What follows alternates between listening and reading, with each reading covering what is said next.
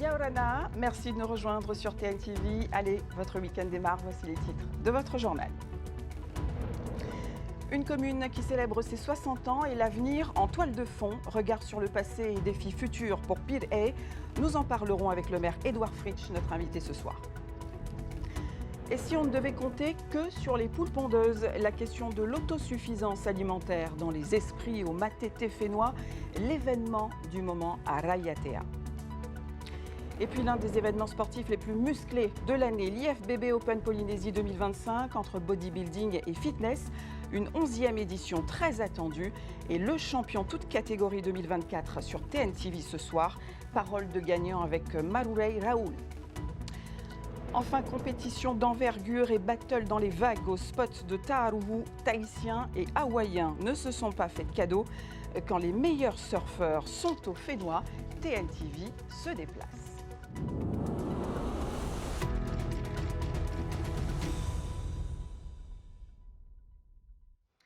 1965-2025, nous voilà donc arrivés aux 60 ans de la ville de Pirée. On en parle dans quelques instants avec le maire de la commune. Un anniversaire qui nous ramène forcément dans le passé. 9 mai 1965, date du tout premier conseil municipal et ce matin, une plaque inaugurée. Laure Philibert, Matayore. Elle a été inaugurée en début de matinée. Cette plaque, installée dans les jardins de l'hôtel de ville, commémore 60 ans d'histoire. Celle de Pirée, district devenu commune le 30 janvier 1965. Les premières élections municipales sont organisées le 2 mai de la même année. Une semaine plus tard, le conseil municipal élit Gaston Flosse, premier maire de la ville. Il le restera durant 35 années avant qu'Édouard Fritsch et Béatrice Vernaudon ne lui succèdent. Ce matin, l'actuel Tavana a longuement remercié les bâtisseurs de la commune. Pendant 60 ans, les conseillers municipaux de la ville de Pirée n'ont pas chômé. Alors c'est vrai qu'on avait un chef d'orchestre extraordinaire, bien sûr, Gaston Flosse, qui est Pouchy. Pirée est devenu un centre, un attrait pour les populations et il faut continuer. Si les anciens maires n'ont pas pu être présents, 7 élus emblématiques ont reçu des insignes de remerciement. Point d'orgue de cette matinée de fête, le soufflet de bougies en présence des agents communaux. On a bâti la ville de Pirée. Depuis 1977, je suis rentrée au conseil municipal. On était dans la petite commune Maison à Tatay. Je suis heureuse aujourd'hui, je suis bien. Aujourd'hui, Pirée n'est plus une simple commune dortoir à proximité de la capitale. Elle a triplé sa population et accueille l'hôpital du Taoné, le stade Pater et plusieurs administrations. Un développement salué par les élus des communes de la zone urbaine. Je suis très heureux d'être là, parce que moi j'ai grandi à Pirée aussi. Et oui, j'ai joué au football à Pirée. Nous sommes là, nous avons été élus par le peuple, telle et telle commune, dans un but bien précis, c'est de répondre à ses besoins. Ils sont complètement à la page, il n'y a rien à dire. Aujourd'hui, Pirée poursuit son développement avec d'importants travaux d'agrandissement du cimetière communal et son futur centre-ville. Il sera installé à Aorei-Tiniho, où se trouve déjà le parc. Des commerces, un marché, une maison pour tous et un centre culturel vont être aménagés. Le concours d'architectes doit être lancé dès le mois prochain. Fa'a, devenue commune la même année, célébrera son 60e anniversaire au mois de juillet. Entre histoire, commémoration et politique, cette actualité. Avec vous, donc, Édouard Fritsch, ce matin, et votre analyse ce soir, Yaorana. Merci d'avoir accepté notre invitation. Alors, 60 ans, forcément, ça vous rappelle des souvenirs. Je pense à la période 2000, 2008. Si on ouvre la fenêtre de l'émotion, Édouard Fritsch, vous êtes ému, nostalgique ou vous êtes déterminé ? Les deux à la fois, ému et nostalgique, parce que, d'abord, j'étais un petit peu triste ce matin de ne pas avoir avec moi les deux prédécesseurs, M. Floss et Mme Vernaudon, qui ont été empêchés. Mais malgré tout cela, cet anniversaire va marquer, je crois, l'évolution positive des communes ici en Polynésie française. Et c'est ça que je voulais mettre en avant, en remerciant toutes ces personnes qui qui ont servi les communes. Vous savez, c'est M. Macaire, le premier adjoint de FAA, disait que c'est difficile d'être adjoint, c'est difficile d'être maire d'une commune parce qu'il faut une disponibilité permanente, il faut s'investir, c'est tous les jours. Dans le Alors, reportage, après, bien sûr, vous rendez hommage à ces bâtisseurs oui. pour la ville de Pirée. S'il fallait retenir un projet d'envergure, ce serait lequel? C'est plusieurs projets. C'est plusieurs projets. C'est vrai que cette commune a eu la chance d'avoir comme premier maire un bâtisseur, M. Gaston Floss, un visionnaire, comme vous le savez. Il a pris en main une petite bourgade. Pirée était la banlieue de Papeete et c'est devenu l'égal de Papeete aujourd'hui. Lorsqu'on regarde tout ce qui a été construit sur cette commune et grâce à la fougue de M. Gaston Floss et de son combat, aujourd'hui, effectivement, il faut aller plus en avant. Il faut regarder les besoins de la population puisque nous sommes là à leur service. Et justement, vous êtes là à leur service et s'il fallait regarder vers l'avenir, un projet dont on parle depuis longtemps, Édouard Fritsch, ce centre-ville. Voilà. Vous confirmez le début des travaux pour 2026? Bien sûr, nous sommes très avancés là-dessus. Nous avons 2026? l'assiette foncière. 2026, oui, fin de l'année 2026, je pense que les premiers travaux vont commencer. Fin de l'année 2026, voilà. après les municipales. Donc on va préparer les plans, lancer le concours d'architecture. Pourquoi pas maintenant? Parce que nous avons pris beaucoup de temps pour élaborer le programme. C'est pas évident. Hein, vous savez, on va créer quelque chose de nouveau. La création d'une ville nouvelle dans les grandes métropoles, c'est 10 ans. C'est 10 ans parce qu'il faut réfléchir, il faut tout envisager, il faut tout concevoir. Et donc, c'est ce que nous avons fait aujourd'hui. Et je pense qu'on sera prêt, effectivement, pour la fin de l'année. Ce qui est important, c'est que ce centre-ville-là, ce n'est pas quelque chose que l'on a envie. Ce centre-ville va servir à créer une activité sur Pirée. Et derrière cette activité, à créer de l'emploi pour nos jeunes. C'est là l'objectif. C'est que nos jeunes à Pirée, bon, on les occupe, et on fait beaucoup de sport, on fait de la culture, mais c'est pas ce qui nourrit son homme.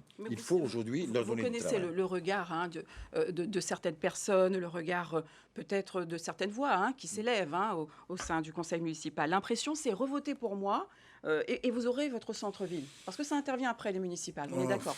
Oui, non, on interprétera toujours le comportement des uns et des autres. Oui, pourquoi pas d'ailleurs. Tiens, vous me donnez une bonne idée. Je vais continuer à faire de la publicité autour du 60e anniversaire, mais c'est pas ça le plus important. Je crois que le plus important, c'est la continuité de ce qui a été fait sur Pirée, et je suis dans cette obligation. Lorsque je dis que je vais faire un dernier mandat sur Pirée, c'est parce que je tiens à aller jusqu'au bout. Ce sont des projets qui sont lourds. C'est plusieurs milliards de francs pacifiques qui sont engagés. Ça nécessite effectivement une recherche, ça nécessite une expérience, et j'ai la chance d'avoir avec moi mon ancien ministre des Finances, M. Raffin, qui est habitué à ce genre d'exercice, et je veux laisser à Pirée non seulement un projet, mais je veux laisser un projet qui se réalise. Et nous allons réaliser à la fin de l'année, déjà, on va commencer les travaux pour l'assainissement. Ça coûte 8 milliards, cet assainissement des communes Arou et Pirée avec Papeete.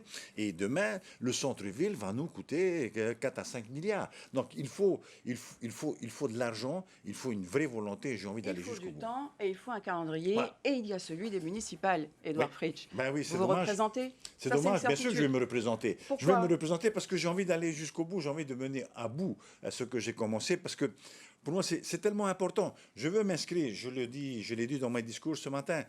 Nous avons eu un exemple, c'est notre maître à tous, Gaston, en politique, qui a jeté beaucoup de bases. Il a commencé ce travail et il faut le finir. Il ne sera jamais terminé. Mais je pense qu'avec ce que je vais commencer à faire, il faut que j'aille au moins aller jusqu'au bout. D'accord. Et pourquoi ne pas suivre les préconisations du président Brotherson, par exemple, qui parle d'éviter un sentiment d'éternité? La relève, c'est pas un sentiment d'éternité. Moi, j'ai beaucoup de jeunes dans mon conseil municipal, mais je le disais aussi ce matin.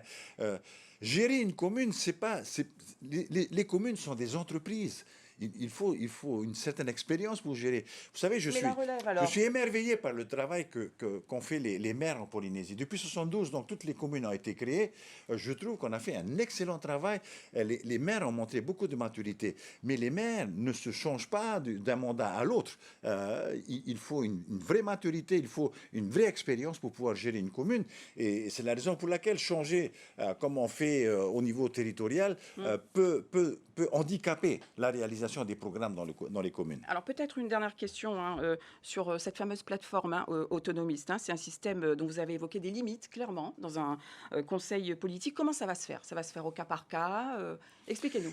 Pour les communales, on va laisser effectivement nos maires sortants, puisque le Tapura Huilatira, c'est pas moins de 90% des maires sortants. Je vais laisser les maires effectivement décider des accords qu'ils devront passer ou qu'ils voudront passer, parce que certains maires ne sont pas tous dans la même lignée de pensée que moi. Donc je vais les laisser, je vais leur donner leur autonomie, leur indépendance même pour cela. Mais je favorise le rassemblement, je favorise l'unité dans ces communes, parce que là, encore une fois, il nous faut nous battre pour que les autonomistes soient toujours présents dans les communes. Je suis désolé, mais cette bataille politique, je la vois après les communales, puisqu'il faut préparer le renouvellement de l'Assemblée de Polynésie française, mais il faut tenir la base. On va la suivre. Cette base, ce sont les communes. On va la suivre. Merci, Édouard Fritsch, d'avoir répondu à nos questions ce soir. Merci. Justice à présent avec une comparution immédiate et cette affaire du 5 février dernier. Souvenez-vous, le véhicule du président de l'Assemblée de la Polynésie avait été vandalisé lors d'un dîner d'affaires à Punaouia. Une vitre arrière brisée, des vols d'ordinateurs, de disques durs, de dossiers confidentiels et même d'un ukulélé. 2 complices en 2 roues déjà connus de la justice ont comparu cet après-midi. Et ce sera donc 10 mois ferme pour l'un et 6 mois pour l'autre. Direction la prison, donc tous 2 ont été incarcérés. À présent, direction Raiatea pour un événement qui risque de faire la différence. Le Matete Fénois, producteurs, artisans, agriculteurs et commerçants, tous réunis autour de ce qui pourrait devenir la nouvelle tendance, c'est la poule pondeuse. Pourquoi? Explication, Jessica Doucet. Elles retournent la terre, picorent les insectes, boivent, mais surtout elles pondent des œufs. Ce petit miracle quotidien, de plus en plus de familles veulent le voir se réaliser dans leur propre jardin. Et c'est possible sous certaines conditions. Déjà qu'ils aient l'espace qu'il faut. Donc au niveau du bien-être animal, on voit tout de suite que le poulet, il est bien dans son environnement, de 1. De 2, une alimentation aussi qui peuvent venir couvrir certains besoins au niveau des poulets. À l'heure actuelle, on donne des granulés qui sont riches au niveau de certaines matières. En termes d'investissement, dans les 20 000 à 30 000 balles. Une poule productive pendant près de 7 ans peut pondre un œuf par jour dans de bonnes conditions. Pour une famille de 4 personnes, 4 à 5 poules suffiraient à couvrir les besoins hebdomadaires en œufs. Un modèle que certaines familles ont déjà adopté. Ar-Ititi, elle, ne regrette rien. En fait, à la base, je faisais des gâteaux à la banane. Donc, pour éviter d'en acheter, on a pris des poules pondeuses. Sans regret? Sans regret. J'ai 4 œufs tous les jours. Parce que vu le prix des douzaines d'œufs au magasin, donc c'est vrai que là, on achète juste les grands sachets de 25 kilos de graines. Pour 1 mois, les sachets en général. Moi, je nourris également mes poules avec tous nos restes de légumes, de pain, de riz, voilà. Donc au final, c'est que du bio. Au-delà de l'économie réalisée, élever ses propres poules permet aussi de répondre au manque d'œufs sur le marché local. À l'heure actuelle, au niveau des îles sous le vent en cheptel, on est à peu près dans les 25 000 à 30 000 poulets. Pour l'instant, au niveau production sur les radomatés, on n'est pas encore suffisant. D'où le fait de montrer un peu au grand public ici qu'on peut faire quelque chose sur une petite surface qui vient combler le manque d'œufs à la maison. Et cerise sur le gâteau, ou plutôt fiente sur le potager, les ménages gagnent sur tous les tableaux des œufs frais et un engrais 100% naturel pour des légumes boostés, de quoi donner envie de se lancer. Et au musée de Tahiti et des îles, voici ce que vous pourrez observer à compter du 14 mai. Posons-nous le temps d'une exposition temporaire sur les végétaux. Objectif, découvrir ou redécouvrir leur omniprésence à travers des photographies anciennes et contemporaines, des clichés, des cartes postales signées Daniel Palaz. Les précisions d'Inanui Koshua, la directrice du musée. Le végétal fait partie des sociétés polynésiennes depuis le début. Si on remonte au voyage de peuplement, y compris dans les mythes fondateurs, dans la cosmogonie, les plantes, d'une manière générale, le végétal ont un rôle très important, et y compris dans notre société contemporaine, pour les événements de la vie quotidienne et de la vie, toutes les grandes célébrations, les naissances, les mariages, les décès, etc. Il y a toujours une décoration végétale, on porte toujours des couronnes, des colliers, etc. Et pourtant, ce sont des choses qui ne perdent pas, au bout d'un moment, très rapidement, ça sèche, ça disparaît, alors que ça a une présence au quotidien qui est essentielle. Que vous soyez licencié ou non licencié, novice ou confirmé, cette compétition vous concerne.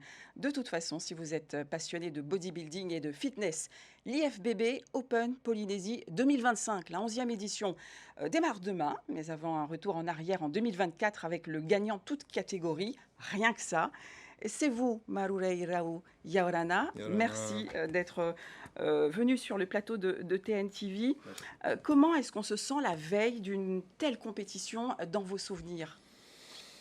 Il y a de l'excitation, tu as hâte de montrer tout le travail que tu as fait sur scène et d'en découdre avec les autres candidats. Et quelle préparation? Préparation draconienne?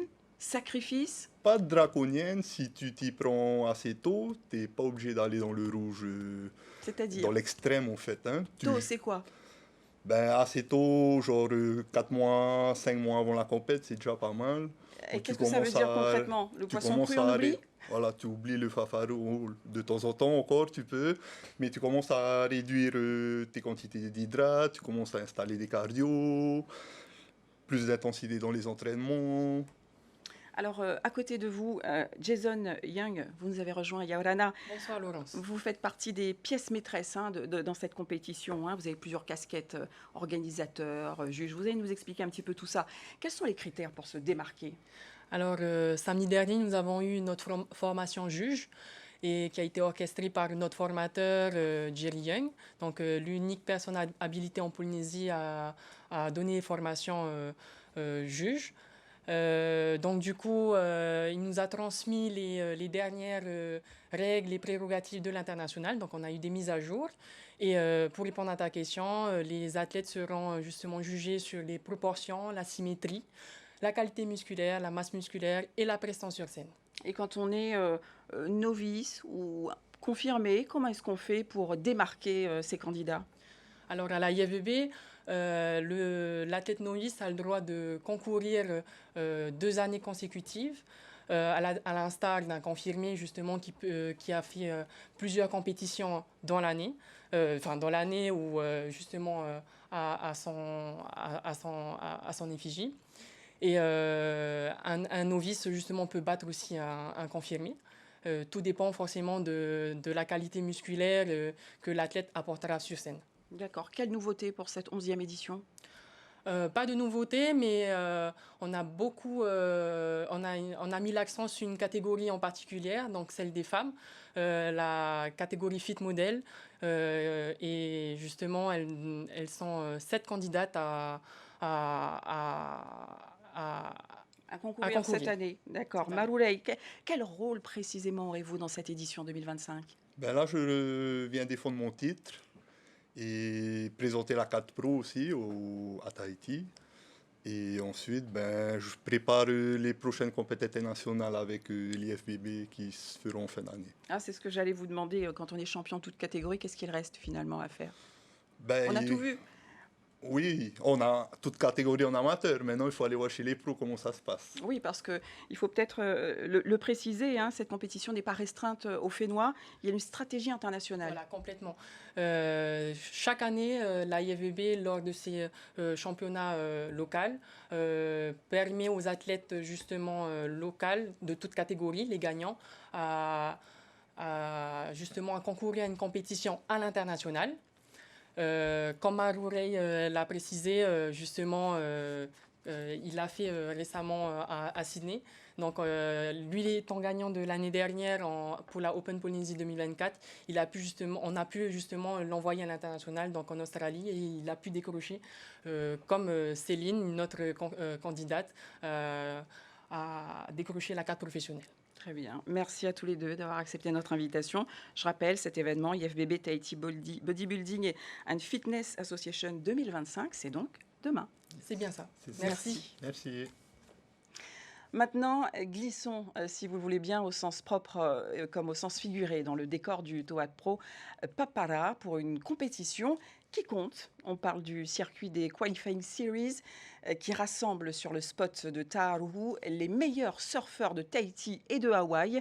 Et nos talents du Fénois ont montré qu'ils étaient bien chez eux. Désiré Teivao, Oriano Tefao. Au moment d'entamer leur série du 3e tour, Kaulivast, Mihimanabra et Aimeo Chermak sont les derniers Tahitiens en lice dans le tableau masculin. Face à leurs rivaux hawaïens, Vast et Braille font mieux que résister. Le champion olympique prend rapidement les commandes de la série avec des notes de 7 et de 7.85 pour un total de 14.85. Mihimanabra emboîte le pas de son camarade de la presqu'île avec un score cumulé de 13.85.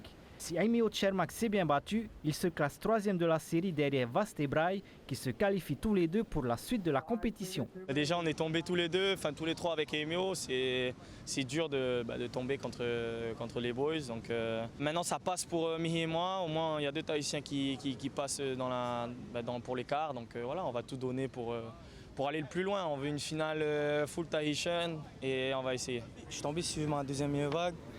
Je pense que j'aurais pu améliorer et peut-être passer plus facilement la série, mais voilà, je me suis mis un peu en danger. C'est pas facile les conditions là aujourd'hui, mais bon, on fait avec et puis série après série quand on y va. L'objectif c'est d'aller au bout, ça c'est sûr, donc on va y aller. Dans le tableau féminin, le contingent tahitien est encore bien fourni. En demi-finale, elles sont 5 surfeuses en course pour la victoire finale. Dans la première demi, Aylan Vaz domine les débats avec un total de 14.15. La hawaïenne Sky Suit prend la 2e place du hit et élimine au passage Takihei et Lakote. C'était serré, je pense que si j'avais repraqué mon dernier entry, j'aurais eu la note et je serais allée en finale, mais c'est comme ça et je m'entraînerai plus dur et voilà. Avoir 2 bases qui gagnent, c'est vraiment un de nos objectifs parce que c'est une sensation incroyable. Donc ouais, là il est toujours en course, moi aussi, donc on y va et c'est l'objectif. Finalement, chez les dames, Tia Zebrowski décroche la victoire à la Toa Pro grâce à un total de 6.75. Et du côté des messieurs, à l'issue d'une finale très disputée, Kaulivast arrache la victoire grâce à un score cumulé de 18.15 contre un total de 16 pour Mihimanabrai. Et un mot de surf encore avant de refermer ce journal avec une belle performance de Vaine Fierro qui a réussi à se hisser jusqu'en demi-finale de la Bonsoy Gold Coast Pro en Australie, une épreuve du circuit mondial dans lequel notre surfeuse tahitienne gagne 2 places. Elle est désormais 12e mondiale au classement provisoire. Voilà, c'est la fin de ce journal. 19h05, Ta'atatumu. 19h35, votre émission Débrief s'intéresse ce soir au vieillissement de la population. Puis 20h30, Mask Singer. Ne manquez pas tous nos rendez-vous Beach Soccer. 19h30, le MAG. Demain, direction les Seychelles pour les demi-finales de la Coupe du Monde. Café obligatoire, 3h45, Sénégal-Biélorussie. 5h15, Portugal-Brésil. En direct sur TNTV et sur notre site internet. Excellente soirée. À demain. Merci. Retrouvez ce journal en replay sur notre site internet et notre application mobile TNTV.